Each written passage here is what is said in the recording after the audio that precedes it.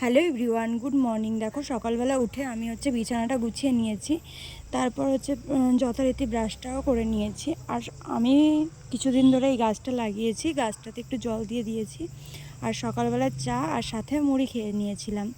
তারপরে রান্না হয়েছিল আমাদের কচুরলতি, তারপরে মূলো, মাছের মাথা দিয়ে আর মাছের ঝাল, যেটা আমি খাইনি, তো এই দুটো দিয়ে খেয়ে নিয়েছিলাম। আর এখন তো আমের সিজন, আর আম তো খেতেই হবে। তো দেখো গাছ থেকে একটা পাকা আম পেড়েছিলাম, ওটাই খেয়েছিলাম। তারপরে গেছিলাম স্নান করতে গিয়ে আর করেছিলাম শ্যাম্পু। তো ওর জন্য স্নান করতে দেরি হয়ে গেছে, তো এসে যেটুকু নর্মাল স্কিন কেয়ার থাকে সেটাই করছিলাম।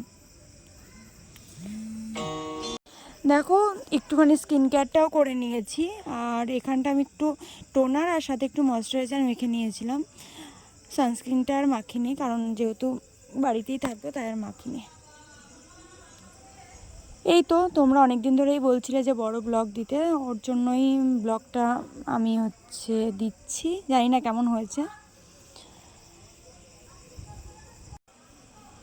কী বলো তো, এত গরম পড়েছে, এর মধ্যে ভিডিও করাটাও না ভীষণ ওটাকে বলে চাপের জিনিস। ভীষণ গরম পড়েছে। তোমাদের ওইদিকে কেমন গরম পড়েছে অবশ্যই কমেন্ট করে জানাবে। আমাদের এদিকে তো ভীষণ গরম পড়েছে। দেখো এখানটা আমার চুল আঁচড়ানো কমপ্লিট, আর এখন তো কিছু খেতে হবে দুপুরবেলাতে। তো দেখো বিকেলবেলাতে ছর্দি এসছে আমাদের বাড়িতে, তো এখানটায় সবাই মিলে ছোটোবেলার মতো লুডো নিয়ে বসেছি, তারাও তোমাদেরকে দেখাচ্ছি।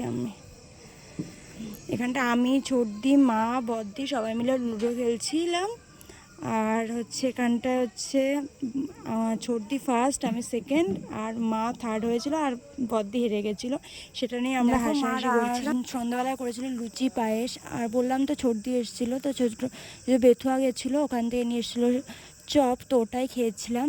আর রাতে আমাদের রান্না হয়েছিল চিকেন কষা আর সঙ্গে বাসন্তী পোলাও, যেটা বর্দি রান্না করেছিল। আর বর্দির হাতে চিকেন কষা তো দারুণই হয়, আর ও সত্যি সুন্দর রান্না করে।